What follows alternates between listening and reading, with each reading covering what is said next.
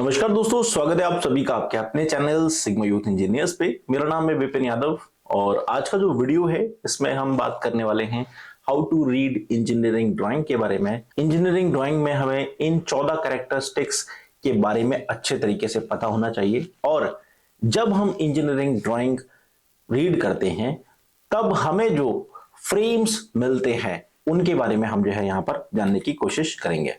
तो देखिए, सबसे इंपॉर्टेंट होता है हमारा जो टर्म्स होती है फीचर कंट्रोल फ्रेम। ये इतनी इंपॉर्टेंट टर्म्स है, इसी से जो है हमें पूरा का पूरा मेथड और प्लॉट जो है हमको इसमें डिफाइन करना होता है। देखिए, जब भी कोई ड्राइंग आपको मिलेगी उसके ऊपर जो है ये एरो मार्क लगता हुआ और इस तरह से जो है एक फ्रेम बन के मिलता है। ठीक है, नॉर्मली आपको डायमेंशंस मिल जाएगी, ओपन डायमेंशंस होती हैं वो इस तरह से मिल जाएंगी, लेकिन जब आपको ये फीचर कंट्रोल फ्रेम मिल जाता है तब आपको जो है ज्योमेट्रिक डायमेंशंस का यूज करना पड़ता है। अब ये होता क्या है इसमें, देखिए सबसे पहले तो हमें इसको डिकोड करना होगा। देखिए, ये है हमारा फीचर कंट्रोल फ्रेम। इस फीचर कंट्रोल फ्रेम के अलग अलग ब्लॉक्स का अलग अलग मतलब है और इनको समझने के लिए हमें जो है इसको ब्रेक करना पड़ेगा। तो इसको ब्रेक करते हैं तो जो है हमारा 4 मेन पार्ट्स में जो है फीचर कंट्रोल फ्रेम डिवाइड हो जाता है। पहला जो फ्रेम का ब्लॉक होता है इस ब्लॉक को बोलते हैं ज्योमेट्रिक कैरेक्टरिस्टिक्स। अब ज्योमेट्रिक कैरेक्टरिस्टिक्स क्या होती है ये चीज समझ लीजिए।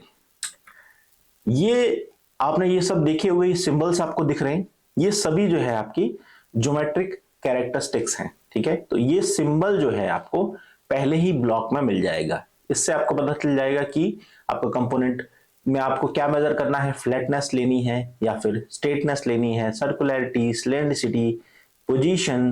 तो अलग अलग ज्योमेट्रिक कैरेक्टरिस्टिक का अलग अलग सिंबल आपको लगाना है। ठीक है, यहां पर पहले ब्लॉक में आपको जो है ये लगाना पड़ेगा। ठीक है, उसके बाद आपका आता है टॉलरेंस। अब ये क्या है, ये टॉलरेंस जोन डिफाइन करता है कि भाई किस टाइप का टॉलरेंस आपको इसमें लगाना है। ठीक है, अब यहां पर देखिए डायमेट्रिकल टॉलरेंस है 0.25 का। अब डायमेट्रिकल टॉलरेंस का मतलब है कि देखिए डाया है। ठीक है, अब ये डाया जो है इसमें हमें डायमेट्रिकल टॉलरेंस लगाना है, लेकिन जो हमारा सिंबल है वो पोजीशन का है। ठीक है, यहां पर आप सोचेंगे कि इस होल का जो है हमको लगाना है वो नहीं है, इस होल की जो पोजीशन है उसका जो है यहां पर कंट्रोल फ्रेम लगाया हुआ है कि आपका जो होल है जहां पर होना चाहिए उस पोजीशन से आप कितना स्लाइटली मूव कर सकते हैं, 0.25। यानी कि इसका जो सेंटर है ये अपने सेंटर से जो है 0.25 की डेविएशंस ले सकता है, यानी इससे 0.25 हट सकता है। बट 0.25 से ज्यादा हो जाएगा तो ये पीस रिजेक्ट हो जाएगा। ये चीज इस फीचर कंट्रोल फ्रेम में ये चीज बताई गई है। ठीक है, अब तीसरा जो पार्ट होता है आपका वो होता है डेटम्स। डेटम्स क्या चीज है? डेटम आपको मैं बता देता हूं कि डेटम होता है रेफरेंस फ्रेम। रेफरेंस फ्रेम का मतलब आप ऐसे समझिए कि एक परफेक्ट प्लेन आपको मानना पड़ता है। कोई भी चीज अगर आप मेजर कर रहे हैं, फॉर एग्जांपल के लिए आपके सामने ये कंपोनेंट है। अब इस कंपोनेंट को अगर आपका जो है इसका डायमीटर मेजर करना है तो आपको कोई भी एक रेफरेंस फ्रेम लेना पड़ेगा। ठीक है, तो रेफरेंस फ्रेम आपने अगर ये नीचे वाला लिया तो इसके फ्रेम से जो कितनी थिकनेस है वो हम मेजर कर सकते हैं जब हम इसको डेटम मान लेंगे तो। ठीक है, इसी तरीके से डेटम्स जो है आपको अलग अलग फेज को जो है मानना पड़ता है, जिसको आपको ये मानना होता है कि भाई ये एक परफेक्ट फ्रेम है। ठीक है, अब इस चीज को देखिए आगे हम और मूव करेंगे, इसकी डिटेल समझेंगे, लेकिन उससे पहले जो है जो चौथा आपको दिया हुआ है यहां पर दिया हुआ है एम। इसका मतलब होता है आपका कि ये जो है मॉडिफायर्स हैं। ठीक है, जो सर्कल के अंदर आपको मिलेंगे ये आपके मॉडिफायर्स कहलाते हैं। ठीक है, ये जो है आपके मॉडिफायर्स हैं। अब नेक्स्ट चीज हम यहां पर देख लेते हैं, फीचर कंट्रोल फ्रेम के जो है आप 4 मेन पार्ट्स में डिवाइड करते हैं। देखिए यहां पर जो है आपको थ्योरी मिल जाएगी, ये हमारी सीएनसी प्रोग्रामिंग हैंडबुक 2.0 के अंदर आपको जो है इसका पूरा का पूरा डिटेल मिल जाएगा। जो ब्रीफ चीज है वो बता देता हूं आपको कि फीचर कंट्रोल फ्रेम जो है इसके अंदर आपको क्या मिलेगा, It's a rectangular frame that contains symbols, numbers, and letters that specify the tolerance, the control required for a particular feature.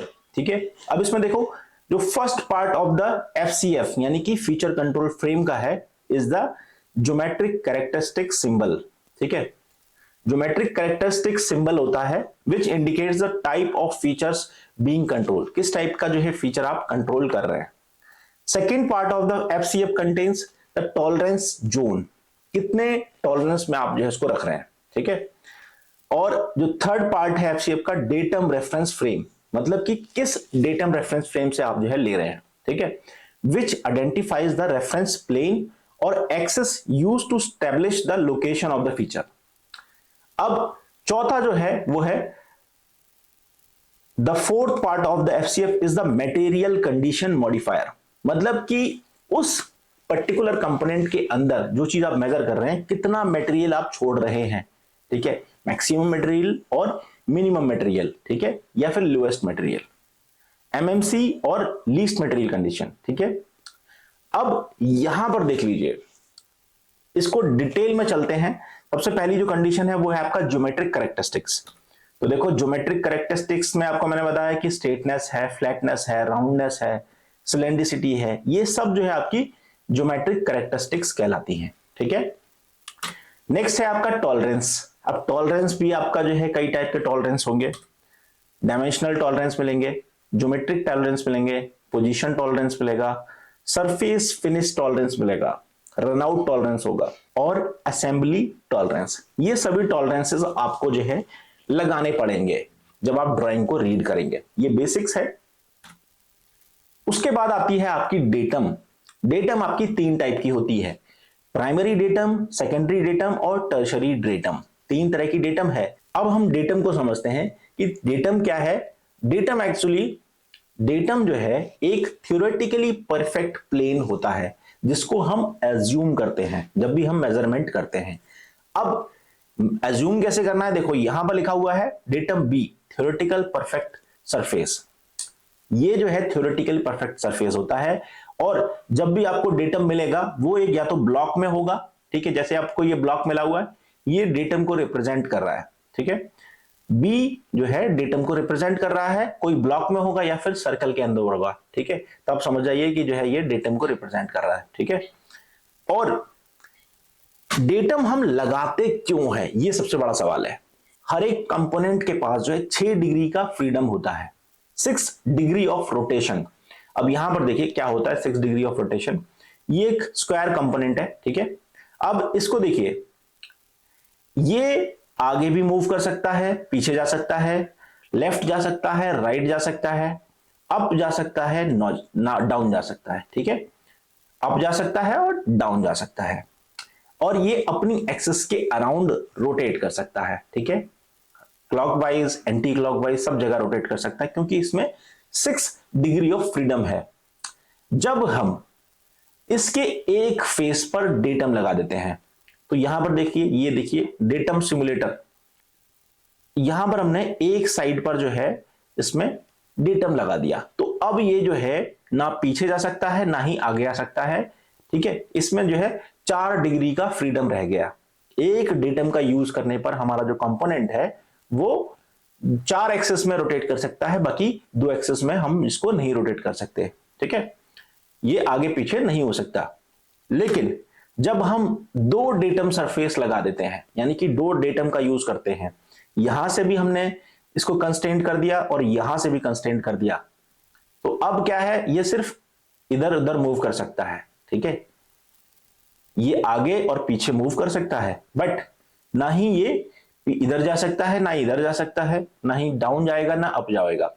ठीक, जब हम तीनों डिग्री में जो है आपकी डेटम लगा देते हैं, ठीक है, तीनों फेस पे आपने डेटम लगा दिया, बी, सी और एफ, तीनों साइड से आपने डेटम इंस्टॉल कर दिया, तो अब ये जो है कहीं पर भी मूव नहीं कर सकता, ये फिक्स हो गया.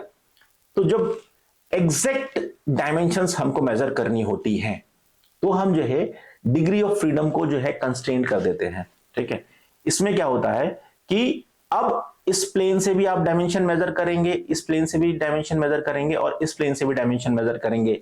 जो भी पर्टिकुलर ऑपरेशन है, चाहे आप वीएमसी मशीन पे करें, चाहे आप सीएनसी मशीन पे करें, अगर आपने ड्रिल की तो ड्रिल को जो है आपने किस पोजीशन पे किया उसको मेजर करेंगे हम। तो डेटम जो है इस रेफरेंस से लेंगे कि भाई इससे जो है इसकी डिस्टेंस इतनी है, सी से इसकी इतनी डिस्टेंस है और डी एफ से जो है इतनी डिस्टेंस पे है। जब वो उस पर्टिकुलर टॉलरेंस जोन के अंदर आ जाएगा तो हम कहेंगे कि भाई ये चीज बिल्कुल परफेक्ट है, तब ये पीस हमारा ओके है। अब होता क्या है, दरअसल हम मशीनिंग करते हैं तो हमने एक साइड से जो है अपना ऑफसेट ले लिया, ठीक है, यहां से ऑफसेट लिया, यहां से जो है मशीनिंग की, यहां से रेफरेंस लेके ये बना दिया। ये प्लेन जो है यहां से तो आ रहा है कि भाई ये सही साइज आ रहा है, लेकिन जब दूसरी साइड से ले रहे हैं, क्योंकि उस साइड से हमने जो है अपना जो ऑफसेट पॉइंट है वहां से नहीं लिया, वहां से डायमेंशन गड़बड़ आ रही है, तो जो फिटमेंट है वहां पर दिक्कत आती है। समझ रहे हैं? जो फिटमेंट में दिक्कत आती है उस चीज को दूर करने के लिए जो है आपको पहले कंपोनेंट को अलग अलग साइड से चेक करना पड़ता है। जब हम क्वालिटी चेक करते हैं तो ये चीज निकल के आती है कि भाई ये परफेक्ट नहीं बना। तो इसलिए जो है डेटम का काम ही जाता है कि डेटम जो है 3 डिग्री ऑफ फ्रीडम को रोक देता है, तीनों साइड से आपको जो है उस कंपोनेंट को होल्ड कर दिया। अब चारों तरफ से जो है आपको एकदम एक्यूरेट डायमेंशन मिलेगी। ये है डेटम का काम। समझ में आ गया? तो देखो अब हम इसको एक बार रिवाइज कर लेते हैं कि एक्चुअली है क्या। ठीक है, देखो सबसे पहले आ गया आपका ज्योमेट्रिक कैरेक्टरिस्टिक्स, इसमें आपका सिंबल आ जाएगा, इसके बाद आपका आ जाएगा टॉलरेंस, उसके बाद आ जाएगा आपका डेटम। 3 चीजें आपको समझ में आई। जब तीनों ही चीजें जब मैच कर जाती हैं उसके बाद आता है आपका मॉडिफायर, कि भाई इसमें मॉडिफायर कितना मटेरियल छोड़ना है, कितना मटेरियल नहीं छोड़ना है। मॉडिफायर भी बहुत इंपॉर्टेंट है, इसको समझ लेते हैं। अब देखिए मॉडिफायर्स को समझाने के लिए मैं आपको जो है यहां पर समझा देता हूं। देखो 3 मॉडिफायर्स हैं, एमएमसी, एलएमसी और RFS, regardless of feature size. ठीक है, अब ये 2 कंडीशन बहुत इंपॉर्टेंट है। आरएफएस का तो कोई ज्यादा काम है नहीं, ठीक है, तो हम एमएमसी और एलएमसी इनको समझते हैं। यहां पर देखिए एक होल किया है हमने, ठीक है, इस होल का जो साइज है यहां पर देखिए 9.5 mm है। ठीक है, ये इसकी डायमीटर दिया हुआ है कि 9.5 mm का डाया होना चाहिए, और इसका टॉलरेंस दिया हुआ है प्लस माइनस 0.3। इसका मतलब ये है कि ये 0.3 प्लस में भी जा सकता है, 0.3 माइनस में भी जा सकता है। तो देखो यहां पर क्या दिखाया है, 9.2 यानी कि 9.5 में से 0.3 निकलेंगे तो जो मिनिमम होगा वो मिनिमम साइज होगा आपका 9.2 mm, मैक्सिमम साइज होगा 9.8 mm। इसका मतलब ये है कि ये जो कंपोनेंट है इस रेंज में आएगा तो ओके है, मतलब परफेक्ट है। अब इसको आप जूम करके देखिए, जो व्हाइट वाला जो सर्कल है, ठीक है, ये डिफाइन कर रहा है 9.5 का, और अपर वाला जो सर्कल है 9.8 mm का है, और नीचे वाला सर्कल है ये 9.2 का है। मतलब इन सर्कल्स के बीच में अगर हमारा मटेरियल कंडीशन छूटती है तो हमारा जो है परफेक्ट है, ये चल जाएगा, ओके हो जाएगा। ठीक है, अब यहां पर आपको समझना है कि एमएमसी कहां पर लगेगा और एलएमसी कहां पर लगेगा। ठीक है, मैक्सिमम मटेरियल कंडीशन।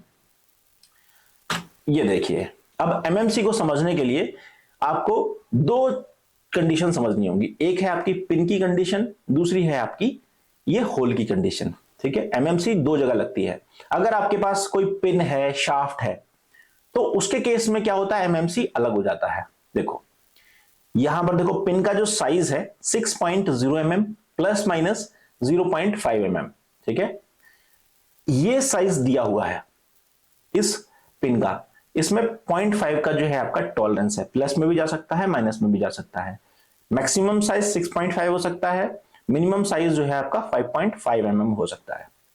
ठीक, और होल के साइज में 9.5 है, और ये 9.8 से लेकर 9.2 तक जा सकता है। ठीक है, मैक्सिमम मटेरियल कंडीशन कहती है कि भाई जो पिन है उसके केस में जो मैक्सिमम साइज है, मैक्सिमम साइज यानी कि 6.5, इसके केस में हम एमएमसी की कंडीशन में 6.5 लेंगे पिन के केस में, और होल के केस में देखिए 9.2 लेंगे एमएमसी की कंडीशन में।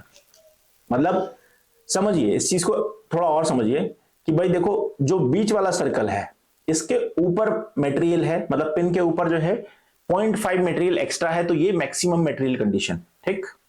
लेकिन होल के केस में क्या हो जाता है कि भाई देखो प्लस, देखो मटेरियल यहां तक है व्हाइट सर्कल तक, इसके ऊपर ये मटेरियल छूटेगा होल के केस में, तब हमारा मैक्सिमम मटेरियल कंडीशन है। समझ रहे हैं? हमको लग रहा है कि ये जो है मटेरियल का साइज, देखो होल का साइज तो छोटा हो गया पर मटेरियल तो बढ़ गया ना, उसमें 9.5 चाहिए था, 9.2 है, तो मटेरियल इसके ऊपर ऊपर है। ये क्यों चाहिए ये भी समझना जरूरी है। देखो अगर कुछ गड़बड़ हो जाती है, मान लीजिए कहीं फिटमेंट में दिक्कत है या फिर हमें क्लोज फिटिंग चाहिए, तो हम क्या करेंगे कि भाई ये देखो 9.2 का है होल और इसके ऊपर जो है हमें को जो है पिन को जो है ठोक के लग फिट करना है, ठीक है। तो अगर ये साइज 9.8 चला गया, ठीक है, बड़ा हो गया होल, तो लूज जाएगा ना, हमको चाहिए फिट, क्लोज फिटिंग चाहिए। तो 9.2 से अगर हमें अगर जरूरत पड़ी, मॉडिफाई करने की जरूरत पड़ी, तो हम इसको जो है बोर को बड़ा कर सकते हैं। एमएमसी में हमको ये बेनिफिट रहता है कि हम उसमें रीवर्क कर सकते हैं या फिटमेंट हम कर सकते हैं। लेकिन अगर हमारा होल बड़ा हो गया तो हम उसको टाइट तो नहीं कर सकते ना, इसलिए जो एमएमसी होता है वो होल के केस में छोटा हो जाता है, यानी कि जो डायमीटर है उसका छोटा हो जाता है। इसका मतलब है कि इसके ऊपर ये मटेरियल अवेलेबल है, तो ये एमएमसी हो गया। अब एलएमसी क्या हो गया? Least material condition. दोनों के केस में देख लीजिए, लीस्ट मटेरियल कंडीशन में देखो पिन है तो 5.5 मतलब कम से कम, और होल है तो 9.8। 9.8 का मतलब देखो कि बड़ा वाला जो सर्कल जाएगा इसका वो हो गया आपका एलएमसी, मतलब बड़ा सर्कल हो गया, मानी कि ये जो है होल काफी बड़ा हो गया, तो अब इसमें लूज जाएगा, तो least material condition. Engineering drawing में ज्यादातर आपको यूज होता हुआ मिलेगा एमएमसी, मैक्सिमम मटेरियल कंडीशन। क्यों? क्योंकि इसमें हमको रिवर्क करने के लिए चांसेस मिलते हैं, ठीक है, इसमें हमारा जो है फिटमेंट के चांसेस इजी हो जाते हैं। एलएमसी बहुत ही कम मिलेगा, रेयर ऑफ द रेयर मिलेगा। तो लीस्ट मटेरियल कंडीशन और एमएमसी दोनों में आपको पता चल गया। और जो तीसरी कंडीशन है रिगार्डलेस ऑफ फीचर साइज, मतलब फीचर साइज रहेगा उससे कोई ज्यादा फर्क नहीं पड़ेगा, मतलब ये जो है इसकी अपर लिमिट लोअर लिमिट इसके बीच में कहीं पर भी होगा तो ये आरएफएस का यूज हो जाएगा, ठीक है। तो ये तो हो गए आपके मॉडिफायर्स। तीन चीजें आपको क्लियर हुई, least material condition, maximum material condition और आरएफएस। तो अब ये वीडियो अगर आपको समझ में आया है तो इस वीडियो पे जो है कमेंट करके बताएं और वीडियो को लाइक करें, शेयर करें, ताकि जो है हम आपके लिए नेक्स्ट वीडियो जो है जल्दी से जल्दी पोस्ट करें। तो आई होप ये वीडियो आपके लिए हेल्पफुल रहेगा। अभी के लिए बस इतना ही, मिलते हैं अगले वीडियो में। Thanks for watching video.